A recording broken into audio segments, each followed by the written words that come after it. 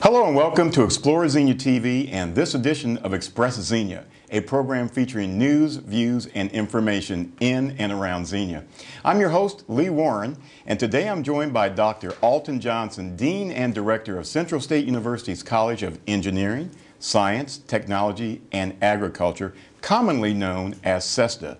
Dr. Johnson, welcome.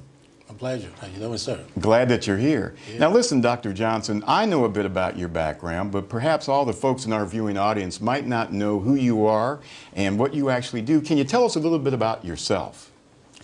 Thank you, Lee, and thank you very much for allowing me to join you today to have the discourse. I'm Alton Johnson, of course. I grew up in Liberia, West Africa.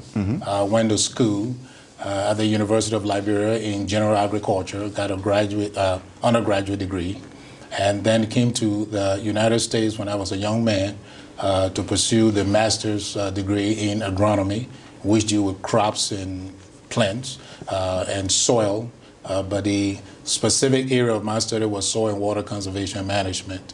And after that, I went on to the University of Arkansas, Fayetteville, where I did the doctorate degree in soil science, especially in soil physics. And then later on, I went on to work a little bit as a postdoc with the University of Arkansas Pine Bluff, and then moved on to Alcorn State, where I stayed for 17 years from an assistant professor to associate professor, going through different programs as a chief research officer for the university, working with a president in his office and helping him with the land grant issues and so forth. And then, of course, working with NCAA as the faculty letter representative. And after 17 years, I was asked to join Prairie View A&M University, where I served as Dean and Director of LandGrant Programs for 5 years. And 3 years ago, here I am at Central State University. Fantastic. Well, that's a great background, and I'm glad that you're here in our area with Central State University providing a very important service. Now, speaking of that service, a lot of people might not know about CESTA, about the college that you oversee, that you represent. Can you tell us a little bit about the Cesta Vision, its composition and structure, and maybe even let us know how many students are enrolled in your program at this point? Well, CESTA, right now we have 484 students. When I joined the university and the college, we were about 355 students. But through the hard work from the faculty and staff of the college, we were able to increase our student enrollment through renting of grants and grant proposals and sending down to funding agencies and hosting summer programs. And that brought a lot of students from the area schools to join us into our summer program, and some of them came down to stay with us as our students. The college has several departments. When we got here, one of the things that we looked at was how do we structure the college. Having a college with 5 departments, but each department has an average of about 30 students can cut it. So one of the things we tried to do was a combined department. So the Department of Natural Sciences and the Department of Agricultural Science have been merged to the Department of Agriculture and Life Sciences. Okay. And then we are in the process of merging the Department of Mathematics and Computer Science, the Department of Manufacturing Engineering, and the Department of Water Resources Management that houses our environmental engineering program. And so by next year, we'll have 2 departments, but they're going to be strong. They're going to be having programs that are still challenging, attractive, and competitive.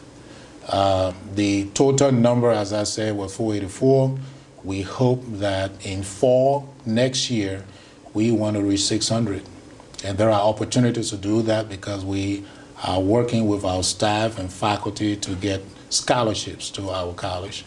The college is not just an academic college. It is a college that houses the LandGrant Program. LandGrant basically is agriculturally related.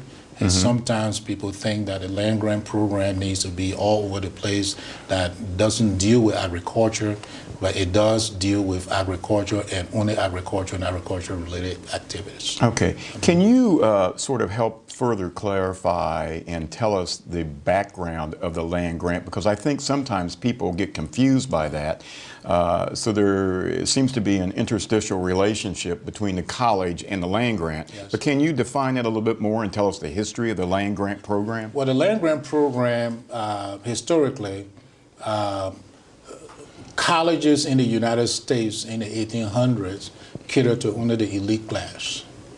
And so there was this Senator, Justin Morrell, from Vermont, who was not a college graduate, felt that there were ample land in the states that were federal land that they could provide to the states so that they can create colleges that deal with agriculture and the mechanic arts, the military tactics, and home economics. Okay. So land was given to these universities. Of course, they were given much land so that they can sell some to be able to establish these colleges.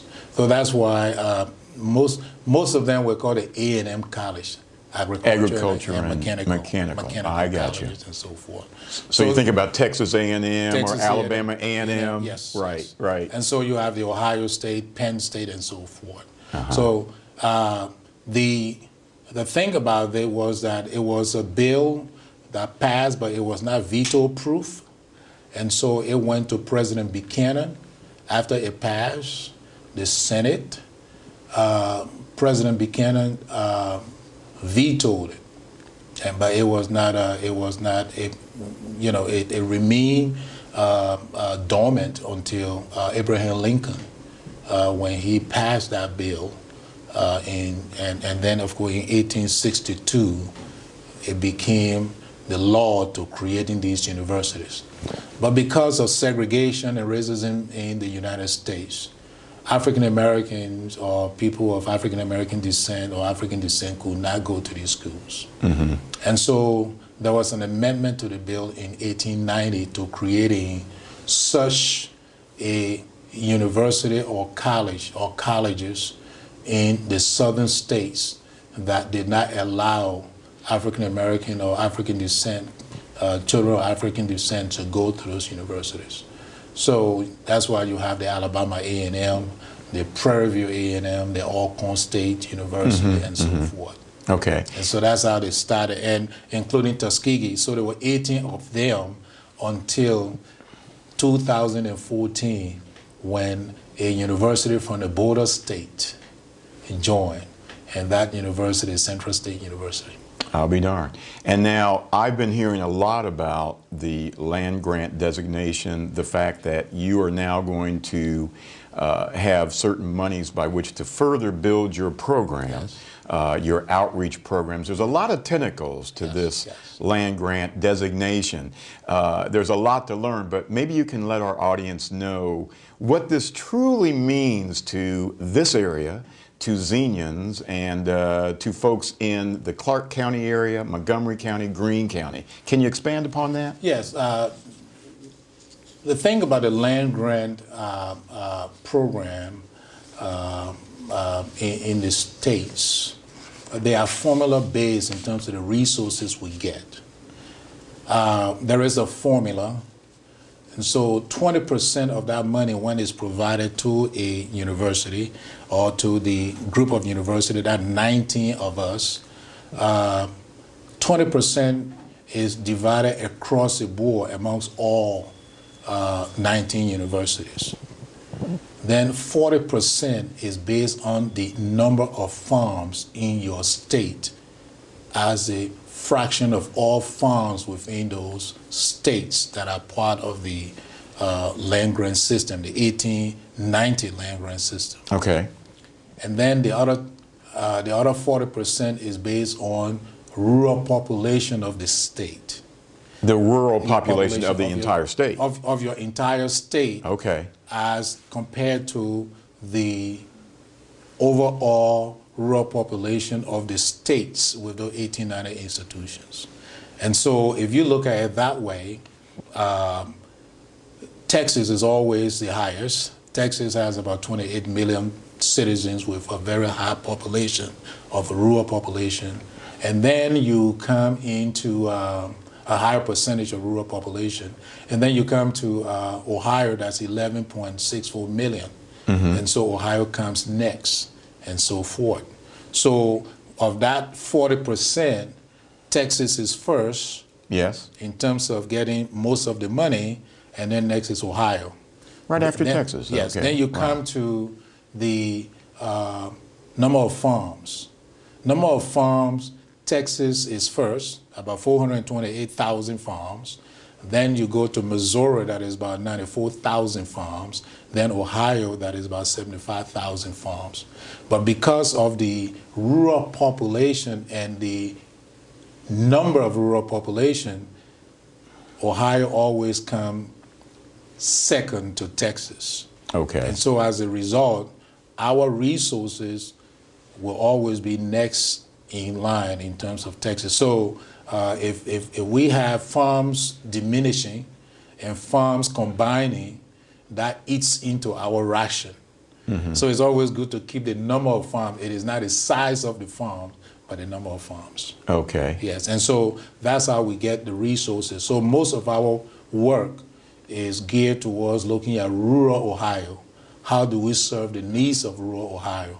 But that doesn't mean that we cannot work with urban Ohio, because we have 20% of that resource that can be used in any part of the state to helping citizens of our state. Okay, so then you're looking at the distribution of these resources to help citizens of the state, but in our particular case, how do you plan on, or what does the future look like in deploying some of these resources, and what types of programmatic things will be coming from Central State with this land grant designation to really help citizens here and throughout the state? Yes, that's a good question, because when you look at extension, for example, which is the outreach or community engagement branch of the land grant programs, we look at research that have been done and then take that research to the community. But in extension, we have 4 marquee programs. Is agriculture and natural resources, family and consumer sciences, community and economic development, and 4-H and youth development. So those are the 4 signature programs. But within those programs, we can identify some that are very much a signature program for Central State University. Now, what we want to do is, and in fact, in our plan, is how do we meet the citizens of Ohio irrespective of demographics. And so, yes. And so what we're doing now is that we plan by February 2020 to be in 55 of the 88 counties in the state of Ohio. And so now we have divided the state into 4 regions. And so we have job announcement now, and we have multiple applicants for to manage the regions as regional associates. Those are the people who will be in charge of the regions. And then later on, we'll be putting out job announcement for our extension educator. Those are the ones who will be carrying on these programs in the 4 signature areas that we talk about into all these 4 regions of the state. So those extension representatives will begin to try to do programmatic things with all those 4 areas. Again, let's go over those one more time. Is family and consumer sciences, agriculture and natural resources. We have 4-H youth development. Right. And community and economic development. Okay. So those are the 4 areas that we Okay. have. I know a little bit about the 4-H piece because I Yes. used to be in 4-H, believe it or not. Great, great. B&B, you name it, I think is Yes. what the name of it. Yeah, right here Yeah, in great. Xenia, Ohio. Yeah, but in addition to that, we have the research side. Okay. And the research side, what we try to do is to identify the needs of the state. And so we work with our extension branch to identify the areas that are needed to conduct those research for the citizens of Ohio. And time again, as we meet with citizens, we look at water to be one. So we are looking at water, resources, and environment. And as you know, Central State University has a 50,000 square foot facility that deals with water, resources management. And it has a center they call the International Water, Resources Center under the overarching Center for Excellence that we call the Center for Excellence for Emerging Technology that was designated in 2011 by the state of Ohio. So we have that water issue. As you know, it is one of the priority area for the governor and also the Ohio Department of Agriculture director. That's a priority, dealing with water and water resources management. Then the other area that we're looking at is advanced agricultural technology, which deals with how do you take products that are out there and add value to them, or how do we work with what we call hyperspectral radiometry, or in sequestering carbon, or how do we use unmanned vehicle for the farm, and so forth. So those are the kinds of things that we want to deal with when it comes to that part. Then the other one is dealing with what we call nutrition, food, health, and exercise. Okay. As you know, we just launched our exercise science program. And that program, we started with 30 students, now we have over 100 students here. Now, but how do we, as you know, anytime people get any marketing product that deals with health or exercise, there's always, when you purchase it, there's always a brochure or a little paper that talk about what you need to eat to get to be that physique. Right. And so exercise science and nutrition come together. So exercise science is part of our LandGrant program that help us in terms of nutritional education. So we have an exercise science program with minor in nutrition also. Okay. And what I know, at least for now, is that there are 3 universities that have a model like that. North Dakota State University, which is a LandGrant, Virginia Tech, which is a LandGrant, and Central State University. Phenomenal. So we do have that part in research. And then, of course, as we talk about those 3 areas, they're very, very important in terms of what we do with our work. But then we have to take that technology from where we develop them to workforce. Okay. So in terms of workforce development. And so that's the crust of what we do within our LandGrant programs. Great. We'll talk a little bit more about that. At this point, why don't we take a short break, and when we come back, I'd like to talk more about some of the academic majors. And more importantly, or equally as important, I should say, we'll also talk about some of the partners you have in your efforts to present Cesta and also the LandGrant School to the area where we are in Xenia. We'll be right back. Stay there. Hi, I'm Sue Hunt, a lifelong Xenia resident. You're watching Explore Xenia TV. Welcome back to Express Xenia. Now, Doctor, before the break, we talked about the academic majors and some of the community partners that you work with. Can you tell us more about that, please? Yes, in the college we do have the agricultural sciences, and especially in the area of sustainable agriculture. So young people can come out, students can come and major in sustainable agriculture. We also have chemistry, biology, and we offer degrees in those areas. We also have mathematics and computer science. We have a certificate program now in cybersecurity. Oh, wow. Yes. It's a big area Yes. now. Yes, Oh, my. yes. We also have academic programs in industrial technology, manufacturing engineering, environmental engineering, and water resources management. So those are the areas that we have programs. We intend to move into the graduate arena where we can provide graduate education. I can't give you the area of concentration at this point because it is in an embryonic stage. But Central State University is now going to continue to remain an undergraduate degree granting university. But through all these processes, we tend to develop partnership, community partnership, partnership with the ag community.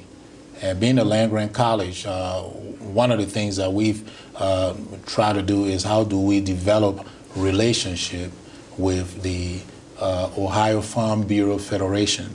And we have a good relationship.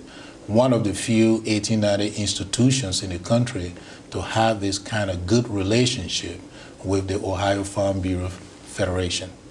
And that's a good thing to have the Farm Bureau Federation on your side as a university. The other is working with the Ohio Bluegrass Farm. The Ohio Bluegrass Farm farms about 120,000 acres in the state, especially in southern Ohio. And we are working with that organization in terms of some of the research that we intend to do here in the state. And then we have a couple of other entities that are agribusiness entities like a Renogy that deals with byproduct from restaurants and convert them into gas. Oh, wow. That fuel homes and so forth in terms of electricity, but also utilizing the nutrients, spreading it on land so that there could be nutrients for plants and so forth. So we are developing relationship with an organization like that. But the key thing is that how do we take our undergraduate students to work with the scientists we have on board through undergraduate research. And the model that is very new that we are using is how do we move our research to the farm. Instead of having a large experiment station that is very expensive to operate, we want to do the research, the benchtop research and so forth, but move our research to the farmer's field and develop the relationship with a farmer where we can grow the crops, or if it is animals in the future, how do we do those kinds of activities in the farmer's field and work with those farmers to developing that relationship and coming up with new products. Because when you do that, you really get at the crux of developing what you really want to do. I mean, that's sort of your mission, is to ensure that you create these relationships in order to, in this case, feed people, take care of animals so that people can have food sustainability into the future in all the areas that you represent. Is that correct? Yes, because the vision here is that how do we enhance economic opportunity, foster academic excellence, and improving the health and well-being of the citizens of Ohio. Wow. And so in doing that, we have to work diligently with the Land Grant Advisory Board. This board helps us in trying to determine where the needs are. And this board is comprised of agribusiness firms, a farm community,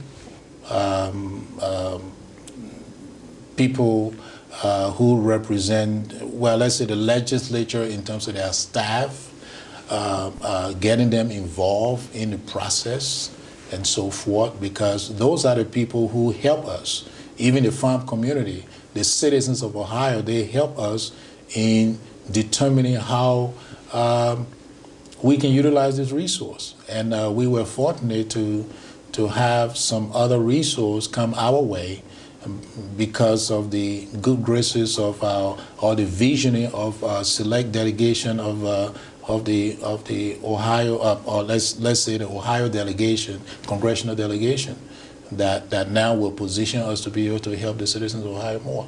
I'll be darned. Well, you know, one of the things that I remember reading about not too long ago was Congressman Michael Turner's office was instrumental in actually garnering some additional funds for you. Is that right? Yes. Yes. In fact, being in his district, the key thing we look at when I got here is to working with the president and putting a proposal together along with the Director of Government Relations and the Chief Policy Advisor to the President, Central State, to be able to work together and come up with a way in which the formula is being applied to the funding. As I indicated earlier, was that the funding supposed to be based on the number of farm and rural population. If you look at that in the overall scheme of things, Central State supposed to be next to Prairie View A&M University in Texas, but Central State was getting $1 million for research and $1 million for extension. And so, working with the president's office, we were able to show that based on the formula, we supposed to have more resource in that $1 million.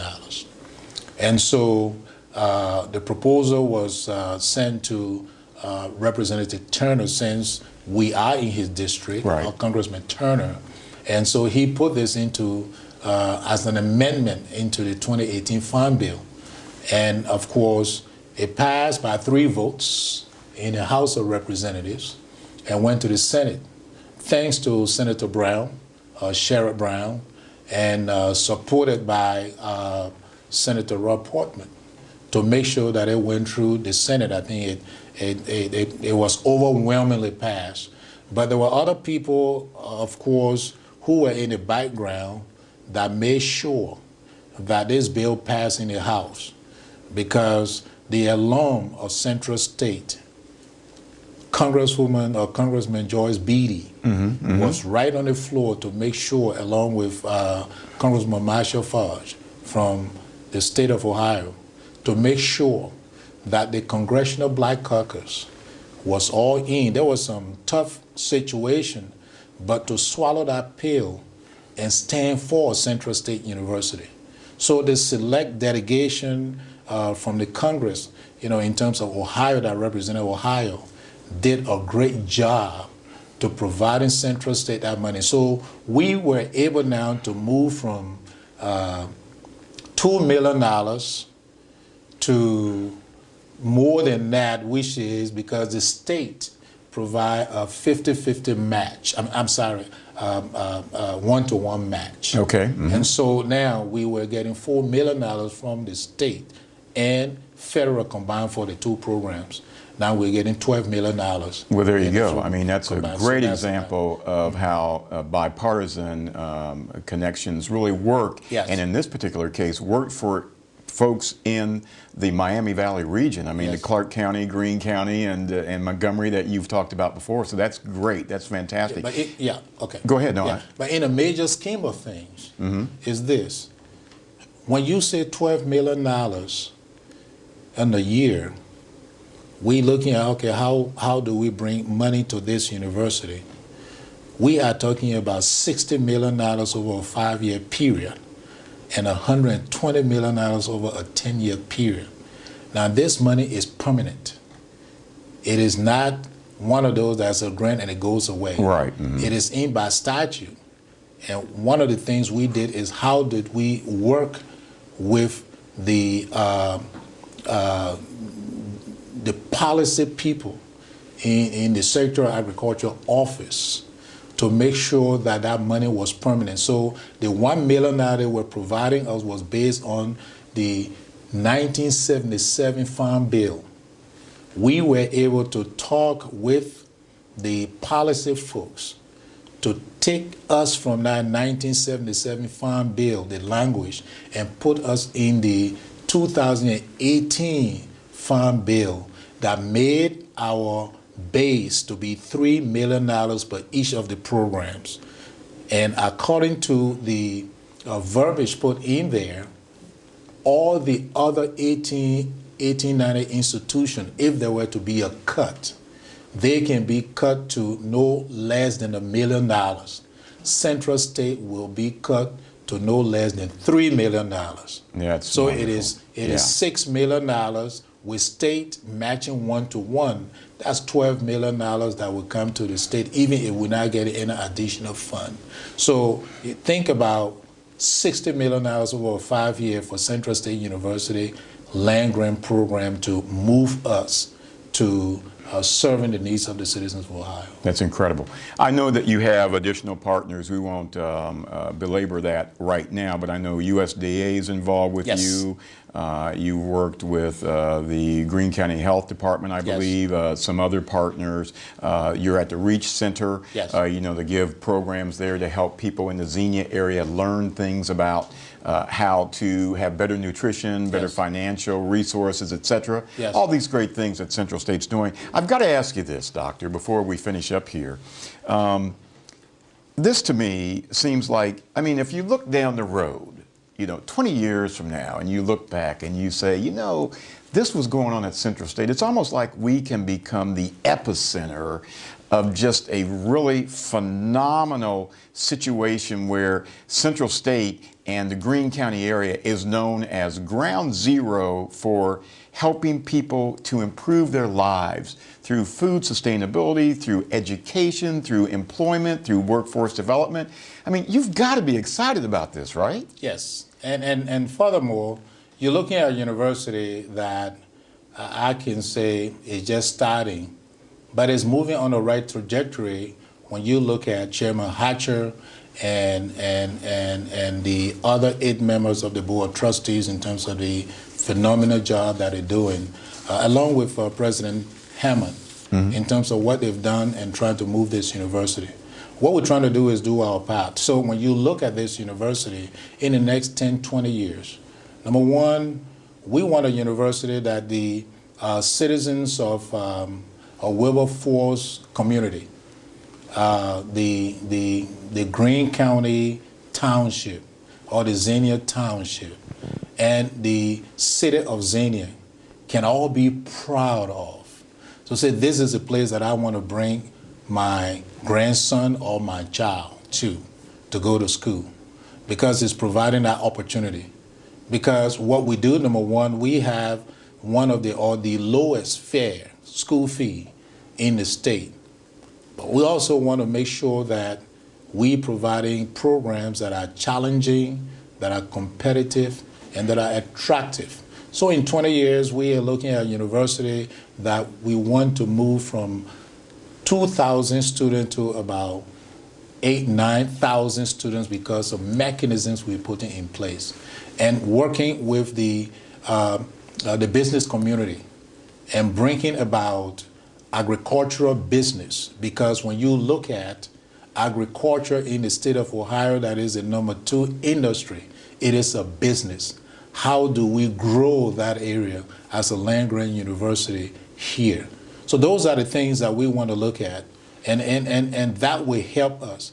But on the social side, like I always say, you pay, what you pay for is not the material itself. You pay for satisfaction.